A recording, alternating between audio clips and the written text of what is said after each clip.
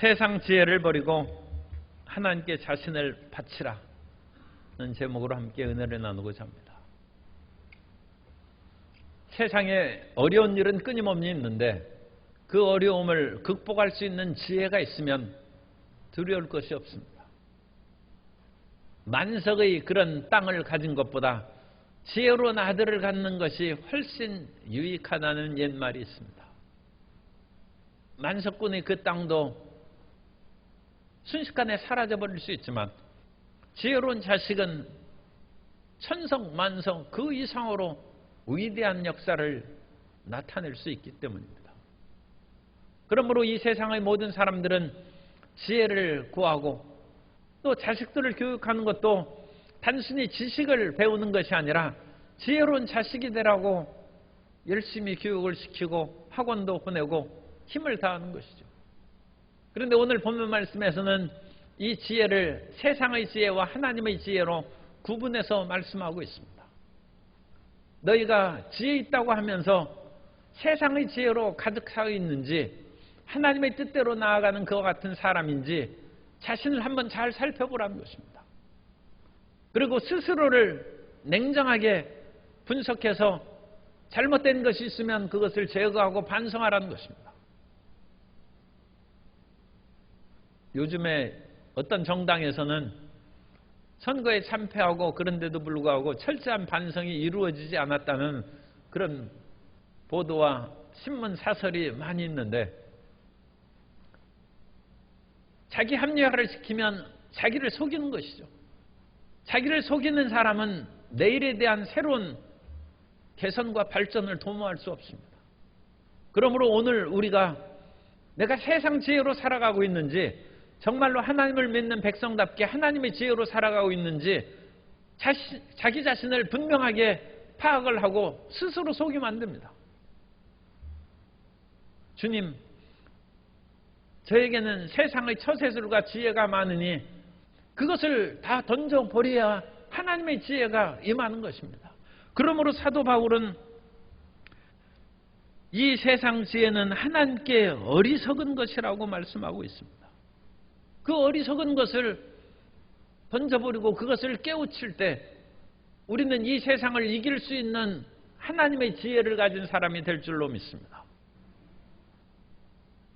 여전히 조금만 기회만 있으면 자기의 수단과 방법으로 이 세상의 문제를 해결해 나가려고 하면 그것은 세상에 조금 표현이 야합니다만 뛰는 놈 위에 나는 놈이 있다고 이 세상에서는 그 지혜로 세상 지혜의 경쟁에서 자기가 꼭 승리한다는 보장이 어디 있습니까? 우리가 하나님의 지혜로 나아가면 세상 지혜를 넉넉히 이기고 참다운 승리를 거두게 될 줄로 믿습니다. 그러므로 세상 지혜를 포기하고 내 속에 솟아오르는 그와 같은 세상 지혜를 어리석은 것으로 던져버릴 때 우리는 하나님의 지혜를 얻고 새로운 길로 나아가게 될 줄로 믿습니다. 이 세상의 지혜는 세상의 그런 모순을 해결하지 못합니다. 고린도전서 1장 20절을 표준 세번역으로 읽어드리면 현자가 어디 있습니까?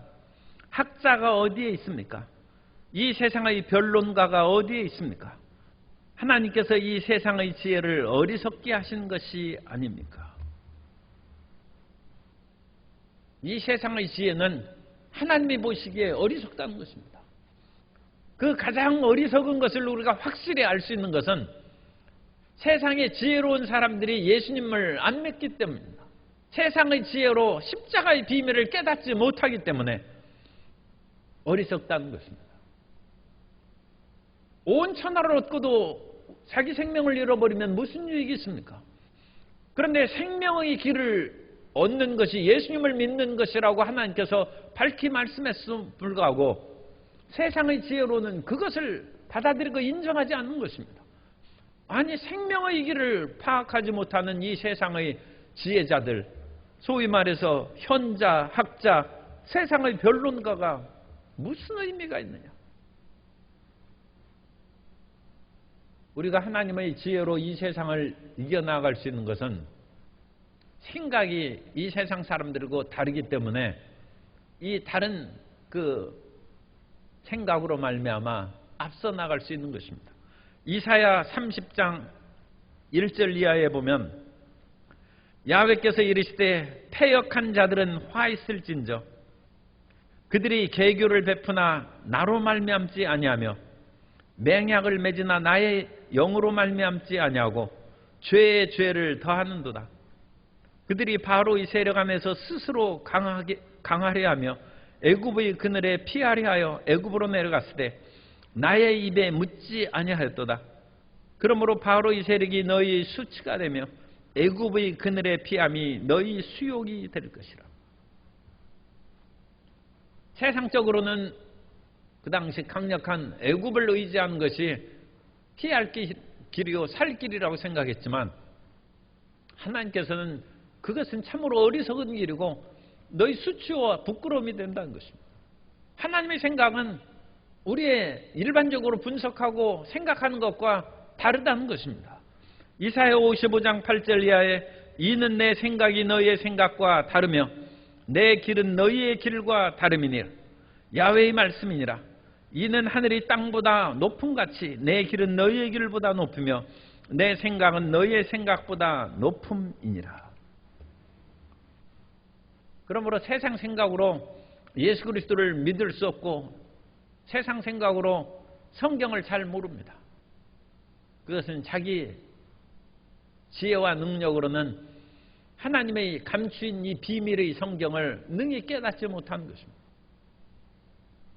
그러므로 우리는 이 세상에서 거친 세상에서 실패했거든 세상의 지혜의 한계를 우리에게 가르쳐 주신 것인즉 하나님의 지혜를 구하는 기도의 사람이 되어야 되고 하나님께서 끊임없이 성령으로 우리에게 말씀하신 것을 순종함으로 받아들이는 사람이 되어야 됩니다.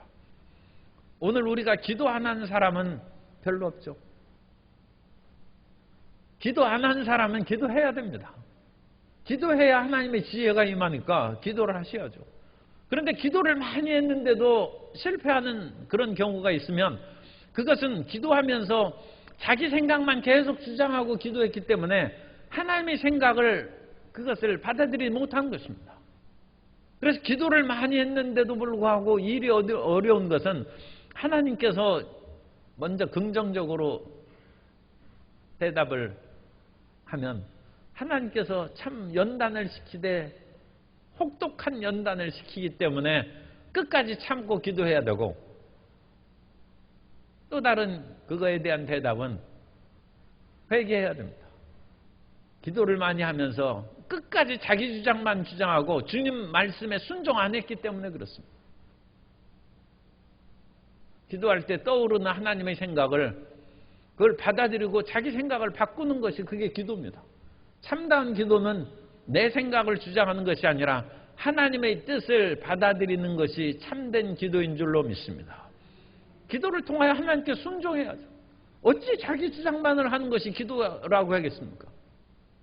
그건 인간적이고 욕심, 이기적인 것이 되기가 쉬운 것입니다. 그러므로 하나님과 나의 생각이 다르다는 것을 인정하고 기도함으로써 하나님의 생각을 받아들이고 그 말씀을 순종하여 나아가면 우리의 앞길이 열리고 하나님의 지혜로 나아간 즉 세상 지혜를 넉넉히 이기는 삶이 될 줄로 믿습니다. 그리고 하나님께서는 예수님을 통하여 우리에게 지혜를 주셨습니다. 예수님은 하나님의 모사요 지혜라고 이사야 9장 6절에 말씀하고 있는데 이는 한 아기가 우리에게 낳고 한 아들을 우리에게 주신 바 되었는데 그의 어깨에는 정사를 메었고 그의 이름은 기묘자라 모사라 전능하신 하나님이라 영존하시는 아버지라 평강의 왕이라 할 것입니다. 예수님의 이름이 기묘자 원더풀입니다. 예수님이 기묘하시다. 참 기이하고 원더풀하다는 것입니다. 모사라는 것은 놀라운 조언, 카운셀러라는 것입니다. 이 예수님께서는 이 세상에서 그야말로 모사, 놀라운 그런 책사가 있어야 세상을 이기고 승리하는데, 우리가 잘 알고 있는 세상에 놀라운 모사의 책사가 제갈공명 아닙니까?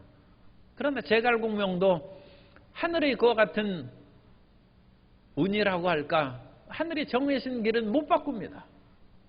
그럼으로써 제갈공명이 있음에도 불구하고 총나라가 온 천하를 통일하고 황제의 그런 자리에 그 촉의 그 부분에서만 황제가 됐지 천하를 통일하는 황제가 되지 못한 것은 그건 인간의 책사의 한계가 있기 때문입니다. 그런데 예수님은 하나님의 모사이기 때문에 예수님의 뜻을 카운셀러를 예수님이니까 그 상담을 받고 이제는 순종하는 것이, 그걸 받아들이는 것이 중요해요. 항상 하나님의 뜻이 분명한 것을 확인하는 그 작업도 있어야 됩니다만 하나님의 뜻을 받아들여야 됩니다. 하나님의 뜻을 받아들여야 됩니다. 그 뜻을 받아들여서 나아가면 원더풀한 기이한 일이 우리에게 나타납니다. 그래서 이 세상에서 우리가 어떤 지혜를 갖고 어떤 능력을 갖고 태어났는지 그게 전혀 문제가 안 돼요. 고린도전서 1장 30절에 보면 예수님은 하나님으로부터 나와서 우리에게 지혜와 의로움과 거룩함과 구원함이 되셨다. 예수님은 우리의 의로움이시죠. 우리가 죄인인데 예수님께서 십자가에 피를 흘리심으로 말미암아 예수님을 믿으면 우리가 의롭게 되고, 우리가 의롭게 됨과 아울러 그리스도의 보혈이 우리를 깨끗이 씻사 거룩하게 되어서 거룩해진 심령의 성령이, 거룩한 성령이 임하시는 것입니다. 그리고 그것으로 말미암아 우리는 구원받은 하나님의 자녀가 되는 것입니다. 그래서 우리가 의로움과 거룩함과 구원함, 그것은 당연히 알고 있는 거예요. 그런데 처음에 예수님은 우리의 지혜가 되신다. 예수님께서 우리에게 지혜를 주셔서 이 세상을 뚫고 나갈 수 있고 아무리 깜깜한 어둠에도 나아갈 수 있는 빛이 되신 줄 믿습니다. 그런데 그 예수님께서는 오늘날 우리에게 성령으로 임하여 주신즉 성령께 순종하는 것입니다. 그래서 성령께서 고린도전서 12장 8절에 보면 어떤 사람에게는 성령으로 말미암아 지혜의 말씀을, 어떤 사람에게는 같은 성령을 따라 지식의 말씀을 주신다고 했습니다. 성령의 은사에 이와 같이 지혜의 말씀의 은사가 있고 지식의 말씀의 은사가 있습니다. 지혜의 말씀의 은사라는 것은 솔로몬이 그 당시 DNA로 자기 친자 확인을 할 수 없는 그러한 3000년 전의 그런 상황 속에서 모정을 이용해가지고 진짜 어머니를 구하는 것이죠. 살아있는 아기 반쪽을 쪼개서 공평하게 나누라 하니까 진짜 어머니는 어찌 자기 자식을 죽이겠습니까? 차라리 남이 키우도록 주는 게 낫지. 그 친어머니의 그런 사랑을 솔로몬이 그 지혜로 그걸 알고 마음이 냉정하고 객관과 공평이죠. 공정을 빙자하면서 사랑이 없는 사람은 그 가짜입니다. 오늘날 이 사회에서 공정과 정의와 법만을 강조하고 사랑이 없는 것은 그건 거짓입니다. 하나님께서는 가장 공의롭고 가장 정의로우신데 하나님이 세상을 이처럼 사랑하사, 이 세상은 죄악의 세상입니다. 그러나 하나님의 사랑이 있으사 그 아들을 보내시고 우리를 구원하여 주신 줄 믿습니다. 그래서 이와 같이 공의와 정의에도 그 사랑으로 말미암아 그것이 참되고 올바른 것임을 확증하는 것이죠.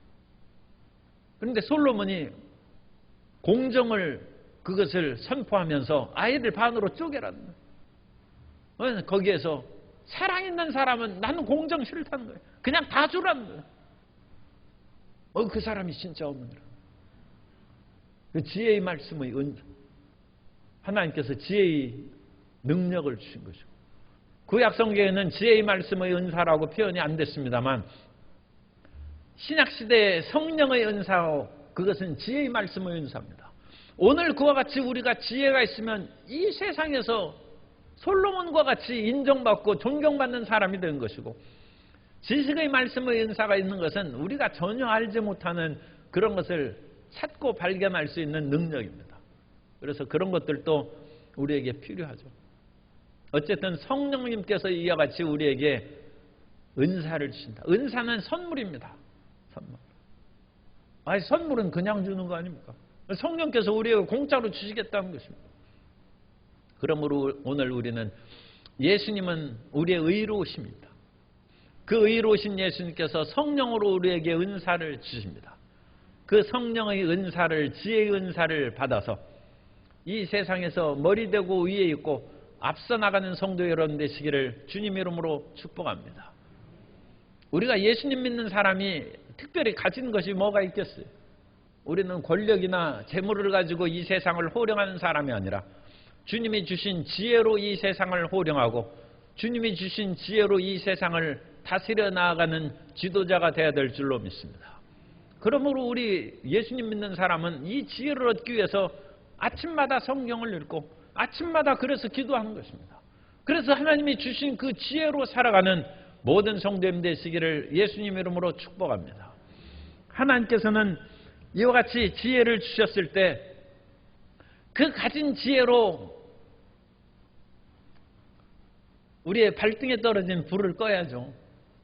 그래서 발등에 떨어진 불을 끄는데 그 지혜로 말미암아 사람의 종이 되고 사람의 일을 하지 않겠다고 우리가 마음에 다짐을 해야 됩니다. 그래서 이 지혜를 가지고 21절에 보면 누구든지 사람을 자랑하지 말라. 만물이 다 너희 것임이라. 말씀을 공부하던 고린도 교인들이 아볼로의 해박한 그와 같은 성경 강해를 듣고 이게 정말 탁월하다. 이 지혜의 샘이 솟아오르는구나. 그래서 그 지혜를 주신 것은 하나님이신데 눈에 보이는 아볼로를 너무 존경했어요. 그래가지고 우리는 아볼로파가 됐어요. 그런데 사도 바울은 고린도 교회를 처음 개척하고 세운 사람입니다. 고린도 교회를 개척하고 세운 사도 바울의 그와 같은 정과 사랑과 헌신을 어찌 잊을 수 있겠습니까? 그러니까 의리파들은 아무리 아볼로가 탁월하고 그 위에 목회를 잘했다 할지라도 우리는 바울파랍니다. 바울파. 자기들에게 준 혜택을 자기 스스로 받아들여가지고 사람으로 나눴어요. 그래서 이 고린도 교회에서 제일 첫 번째 문제로 다가온 것이 분파가 나누어졌다는 것입니다.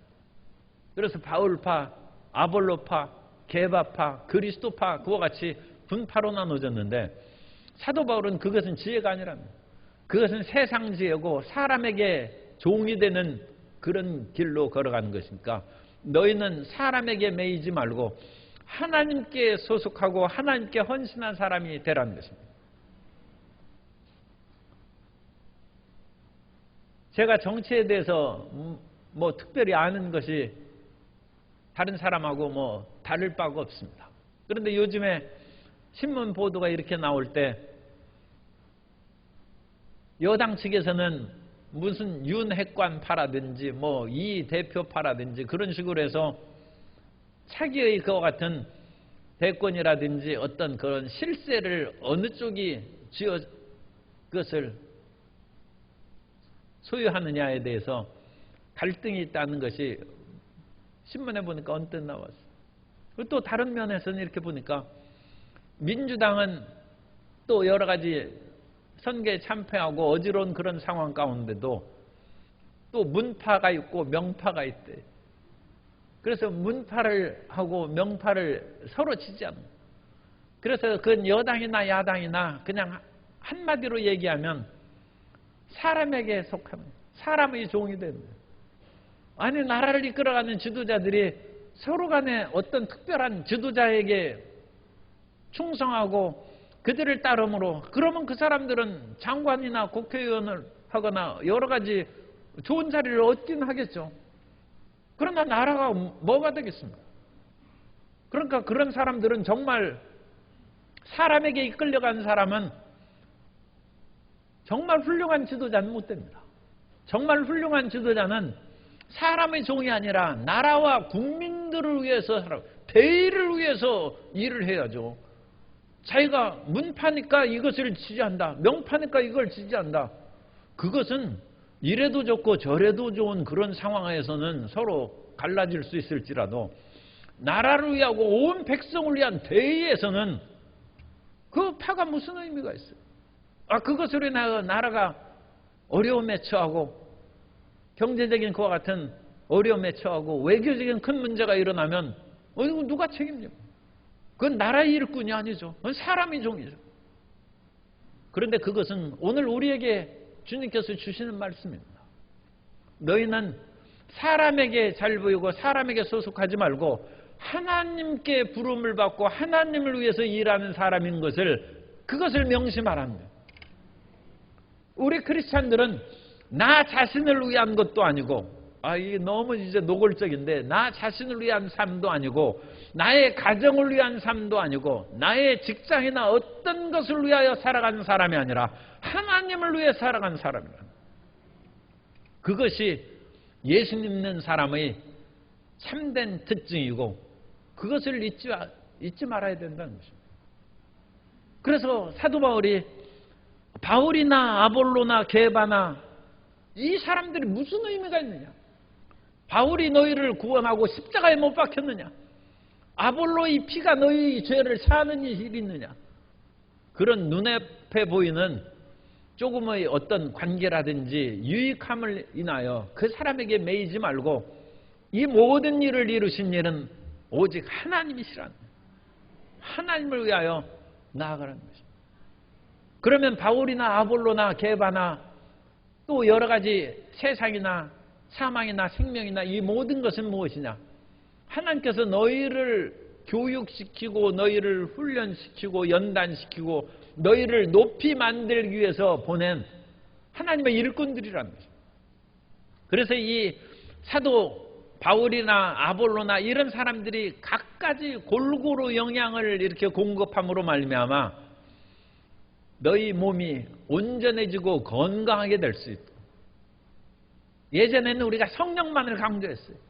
성령만을 강조하니까 이웃 교회에서 제자 교육시키고 말씀을 교육하는데 거기 한번 가보니까 이건 듣지 못한 말씀이라 또 사람들이 그쪽으로 많이 몰려갔어요. 이거 말씀이 최고다. 그런데 말씀이 최고다고 하다 보니까 마음이 냉랭해지니까 다시 그야말로 불같은 성령으로 충만해야 되겠다 해서 다시 또 이렇게 옮겨왔어요. 그렇게 왔다 갔다 하는 것은 자기 스스로도 부끄럽고 남이 보면 좀 이상하잖아요. 이리저리 자꾸 교회를 바꾸고 그래서 되겠습니까?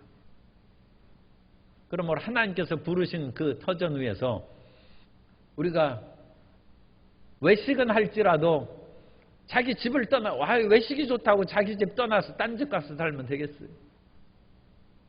아무리 이웃집에서 잔치집에 갔더니 그 집이 밥 잘한다고 해서 나 이 집에 살래 하고 그러면 그 집안을 그렇게 떠나서 시집 가는 것도 아닌데 거기서 살 수도 없거니와 그렇게 하면 되겠어요? 바울이나 아볼로나 그런 모든 사람들은 고린도 교인들에게 영양을 공급하는 여러 가지 역할을 수행하는 것이다. 사람에게는 밥도 먹어야 하고 그러니까 탄수화물도 섭취해야 되고 단백질도 섭취해야 되고 또 사람에게 중요한 것은 미네랄인데 이 미네랄은 인체에 필요한 구성에서 차지한 비율이 3.5%밖에 되지 않는다. 그러니까 우리 인체 구성에서 이 미네랄 성분이 3.5%밖에 안 되는데 이 미네랄의 그 성분이 조금만 부족하면 그러니까 마그네슘이라든지 아연이라든지 철분 성분이라든지 이런 여러 가지 미네랄 성분이 조금만 부족하면 눈이 떨려요. 그거 마그네슘 미네랄 성분이 부족하면 여러 가지 원인이 있겠지만 그 중에 한 가지로 눈이 왜 이리 떨리나? 조그만 미네랄이 부족해가지고 그런 거예요. 심지어 그것으로 인하여 고혈압이 생기고 당뇨병이 생기고 온갖 그런 병들이 생기는 것은 밥을 안 먹기 때문에 아니라 미네랄 성분이 부족하기 때문에 그렇다는 거예요. 그럼 그거 작은 것이라도 그걸 보충해야죠. 그런 것처럼 우리도 하나님의 말씀을 중심으로 해서 하나님을 예배하고 찬양하는 정상적인 기도 생활을 할 때 부족한 그런 것들을 끊임없이 채워주는 그런 특별한 메시지도 필요하고 부흥회도 필요하고 선교사들이 말씀도 들어야 되고, 그래서 6월은 선교의 달로 선교사님들의 그런 오신 김에 우리가 외국에서 초청하면 비행기 값도 다 대줘야죠. 그러니까 한국에 오신 김에 우리가 모여서 그 각종 미네랄을 우리가 섭취합니다. 그래서 우리가 온전히 건강한 크리스찬이 되는 것입니다. 하나님의 말씀도 공부하고 기도도 하고, 그러니까 기도만 해서는 안 돼. 성경 읽어야 돼. 그래서 하나님의 말씀으로 마음을 건축하기를 읽어야 되는 것은 말씀으로 자기 마음을 채워야 돼. 그리고 그것만 읽어서는 안 돼. 1시간씩 기도해야 돼. 그래서 성령의 충만함을 받아야 돼. 우리말로 기도할 뿐만 아니라 방언으로 기도해야 돼. 그리고 우리의 생활이 온전하다 할지라도 가끔 한 끼씩은 금식도 좀 해야 돼. 항상 밥만 먹는 것으로 충분하지 않습니다. 갈급함이 있어야 돼. 그래서 갈급함을 얻기 위해서는 2%가 부족한 것이에요. 여러분 2%가 부족한 것을 너무 슬퍼할 필요가 없어요. 사람이 2%가 부족해야 기도합니다. 사람이 2%의 갈급함이 있어야 하나님을 찾고 앙망하는 것입니다. 모든 것이 차고 넘으면 포만함에서 나오는 마음의 허물을 느끼게 됩니다. 전도서를 솔로몬이 쓴 것은 솔로몬이 모든 것이 넘쳐나기 때문에 그 폼 안에서 나오는 삶의 허무가 헛되고 모든 것이 싫답니다. 사람이 참 이것도 좀 거친 표현인데 배불러서 죽겠다고 그러잖아요. 그것처럼 또 올바른 말이 없어요. 배부르면 죽는 것입니다. 배부르면 살 마음에 없어요. 너무 모든 것이 터져나갈 것 같으니까 그것이 폼 안에서 나오는 삶의 절망과 허무입니다. 내 삶이 왜 이렇게 피곤한가? 비우면 생명의 의욕이 솟아납니다. 그래서 이 비우는 것을 통하여 생명의 의욕이 솟아나는 가장 성경적인 것이 구제와 자선입니다. 그것으로 인하여 일부러 자기 것을 비우는 거예요. 그러면 그 비운 만큼 채우려는 우리 마음의 온몸의 의욕이 솟아나는 거예요. 우리의 몸의 세포가 모든 것이 차고 넘치면 또 이 거친 말을 해. 죽겠다고 하는 거예요. 우리 세포가 모든 것이 채워지니까 우리 세포 하나하나가 아이고 뭐 못 살겠다 죽겠다고 하는 거예요. 그런데 이 세포를 2% 또 그 이상 그것을 비우지 않습니까? 세포가 눈이 반짝 뜨여가지고 살아야겠다 온몸의 세포가 살아야겠다고 하니까 우리의 온 마음과 몸이 생명으로 넘쳐나는 거예요. 눈이 번쩍번쩍 피고, 당신 눈이 왜 이렇게 티미드하냐고 그러죠. 아니요, 왜 이렇게 눈에 힘이 없어? 너무 많이 먹어서 그래요. 모든 것이 포만하니까 눈이 살고 싶지 않아요. 그런데 며칠 굶겨놓으면 눈이 번쩍번쩍 빛나. 어디 먹을 것이 없는지 눈에 힘이 생겨요. 하나님 앞에 우리 자신의 이와 같이 미네랄이 작은 것이라 할지라도 우리에게 부족하면 몸에 질병을 일으키고 또 모든 것이 넘쳐나면 인생의 허물을 갖게 하므로 하나님께서 그 때에 맞춰서 모든 것을 예비하십니다. 그러므로 우리가 무엇인가 부족하면 하나님께서 나의 이 모든 것을 통하여 포만한 것을 제거해버리고 다시금 부족한 가운데 치열한 삶의 의욕이 생기죠. 사람이 부족하면 너무 많이 부족하면 낙심하지만 조금 부족하면 살아가야겠다는 마음이 솟아오르는 것이죠. 그리고 그 모든 것을 하나님께서 때에 따라서 맞게 예비해 주시는 것입니다. 그 예비하시는 하나님을 믿고 의지하시기 바랍니다. 그래서 사도 바울도 예비해 주신 그릇에 불과하고 게바도 아볼로도 이 세상에 생명의 좋은 것도 또 사망도 그 죽음의 세력도 우리에게 생의 의지를 다시금 불태우게 하는 그런 일을 행하고, 또 지금의 것이나 장래의 것이나 다 너희 것이라고 하는 것은 이 모든 것을 하나님께서 예비해 주셔서 이 모든 미네랄, 그러니까 사망의 미네랄은 조금밖에 없는 것이죠. 이 사망의 미네랄도 좀 필요한 것은 약간의 그런 독기운이 우리 몸을 활력을 주는 그런 역할도 합니다. 독을 많이 먹으면 죽는데 조그만 그런 것들이 힘을, 그 비법을 제가 그 단팥죽을 만들 때 소금을 넣으니까 단팥죽이 더 달더랍니다. 그리고 그것은 제가 책에서 보고 실제로 단팥죽을 만들어 보니까 그렇더라고요. 단팥죽 만들기 어렵지 않아요. 그냥 팥 삶아가지고 설탕 넣으면 되더라고요. 그런데 거기다 소금을 조금 넣으니까 더 달더라. 그런데 그것이 저만 먹기에 좋지 여러분에게 그 주기에는 뭐 제가 자신이 없습니다. 어쨌든 간에 이 소금이라는 그 단맛을 내는데 소금은 일종의 독이죠. 그런데 이거 사망의 세력이 더 단맛을 드러낸다. 하나님을 의지하고 하나님을 사랑하는 자, 곧 그 뜻대로 부르심을 받은 자들에게는 모든 것이 합력하여 선을 이루시는 하나님을 의지하시기 바랍니다. 그리고 이 모든 것으로 인하여 우리 모든 성도님을 지혜 있게 하고 모든 것을 예비하신 하나님을 믿음으로 성공하는 것이죠. 이제 성공했어요. 그러면 성공한 다음의 삶도 우리가 생각해야 돼요. 아니, 나라에 성공하고 지도자가 되고 선거에 당선됐으면 국민을 위해서 일해야죠. 그래야지 자기가 당선되고 최고의 지도자가 있다 해가지고 자기의 쾌락과 돈을 모으고 권력으로 자기 아는 사람들한테 다 나눠주고 그래가지고 국민들이 그것으로 고통에 빠지면 그게 제대로 뽑은 사람이 아니죠. 그런 것처럼 하나님께서 예비하고 우리의 모든 삶의 복을 주셨으면 하나님을 위해서 일하라는 것입니다. 그게 진리입니다. 그것은 우리는 원님 덕에 나발 부는 식으로 조금 얻는 것이고 하나님께서 그 모든 것을 주신 것은 하나님의 일을 행하라는 것입니다.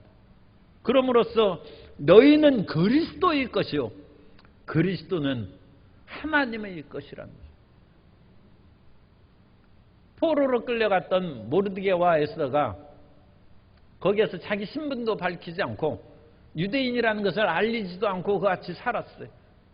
그런데 어느 날 그 공고문을 보니까 왕비를 간택한다는 것이 나타나서 모르드게가 자기 동생이 그야말로 미모에다가 재능이 있으니까 거기에서 응시를 했어요. 그랬더니 왕비로 간택해서 뽑혔어요. 에스더도 출세하고 모르드게도 출세의 길을 기반으로 얻은 것이죠. 그러면 그것이 인생 끝입니까? 그렇지 않다는 것입니다. 포로로 붙잡혀와서 그야말로 자기 신분도 밝히지 못하고 살아가던 에스더를 왕비로 세운 것은 그 후에 있을 유다 민족을 멸하는 하만의 계교를 왕한테 얘기하고 민족을 살리는 일에 하나님께서 미리 예비하신 것이고, 에스더는 예비된 사람이고 그 예비된 에스더가 하나님의 뜻에 순종할 때 에스더는 성경에 기록되고 그야말로 천세의 그 이름이 칭송받는 에스더가 되고 왕비가 되는 것입니다. 이 세상에 왕비 무수하게 많습니다. 이 세상에 왕도 무수하게 많은데 그 왕이 삼천궁녀를 데리기도 하고 이 왕비가 얼마나 많은지 왕비를 누가 알겠어요. 왕 이름도 모르는데. 그런데 에스더의 이름이 오늘날 우리 귀에까지 기억되는 것은 에스더가 왕비로 호의호식하고 자기의 삶을 누렸기 때문에 이름이 남은 것이 아니라 나라를 위하여 바쳤기 때문입니다. 죽으면 죽으리라 하고 민족을 위해서 바쳤고 결국 하나님의 뜻에 순종했기 때문에 에스더의 이름이 남은 줄 믿습니다.